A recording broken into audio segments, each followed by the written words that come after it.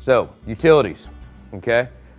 Nick mentioned this earlier in one of his slides. He was talking about, I think if you guys remember that question that said you received a job and you got to start tomorrow. Does that happen? Does anybody in the room have to deal with that? Any excavators in the room ever get that? It happens. We see it. I get calls about it. Up in the northwest part of the state, there's some reason a real hot area right now for that. I got excavators calling me saying, Arch, he goes, if I want to get this job, I got to start tomorrow. That's why you just seen me call in 25 emergency tickets for burying mainline cable. Is that an emergency, guys? Installing new cable? Absolutely not, okay?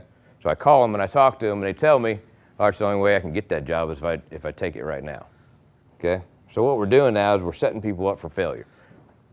Excavators in the room. When you go to these pre-bid meetings, if somebody is trying to tell you you have to start tomorrow and break the Missouri one-call law, should you do that?